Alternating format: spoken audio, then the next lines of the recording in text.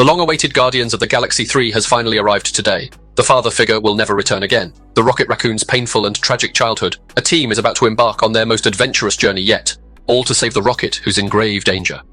After experiencing the last great battle, Star-Lord and his crew established a base camp in the void. But because of losing Gamora, Star-Lord became constantly depressed, numbing himself with alcohol every day. Meanwhile, Yondu's heir, Kraglin, was still practicing his whistling skills, but his control of the Yaka arrow was terribly poor. He accidentally hit Nebula as she was passing by. Seeing this situation, Nebula was exasperated. She walked up to Kraglin and handed him the Yaka arrow. Cosmo the space dog decided to show off nearby. He used Nebula's sensing ability to successfully demonstrate in front of everyone. This led to a disagreement between him and Kraglin. Kraglin thought Cosmo was mocking him, and just like that, they started arguing with each other. Meanwhile, in the far reaches of outer space, a golden-bodied visitor from another world was rapidly flying towards the void.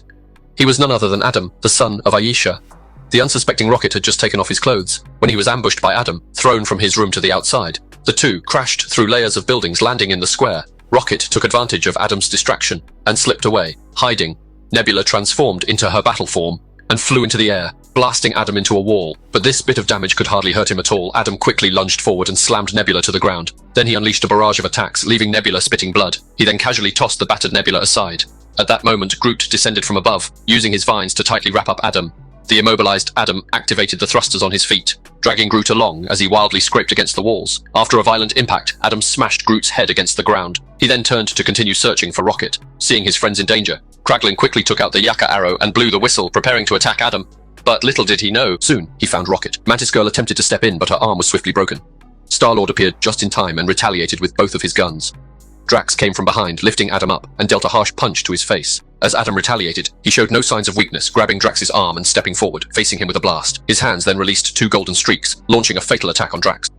Drax managed to firmly hold onto his arm, which could have potentially defeated Adam. Adam quickly directed his energy to his chest, sending Drax flying straight away. Adam then continued the attack, pinning Drax to the ground. Just as it looked like Drax was about to meet his end, Star-Lord arrived just in time, piercing Adam's body with a knife. Mantis Girl noticed that Rocket had been wounded in the chest by Adam and shouted for Star-Lord to rush and get the first aid kit. However, as soon as Star-Lord pressed the button on the first aid kit, Rocket's body began to convulse violently. Nebula urged them to quickly move Rocket to the emergency room. After a thorough examination, the group learned that a self-destruct device had been placed on Rocket's heart. Because Star-Lord had mistakenly used the first aid kit, the self-destruct device did not activate. There was only one group known as Aogu that could deactivate the self-destruct device, and Rocket's life was quickly running out at 48 hours. Upon hearing this, Star-Lord didn't waste any time. He made his way directly to the cockpit, starting an adventure to save Rocket. On the other side, a severely wounded Adam returned to his mother. Upon seeing her son's grave injuries, Ayesha was grief-stricken. At this moment, the Supreme Evolution made his entrance. It turns out, the Ayesha clan was created by the Supreme Evolution. The preemptive appearance of Adam was just to bring Rocket back. When the Supreme Evolution learned that the mission had failed, he was fuming. With a wave of his hand, he easily subdued Adam. The Ayesha Alliance pleaded for mercy, and the Supreme Evolution ordered them to bring Rocket back at all costs, or their entire race would be destroyed.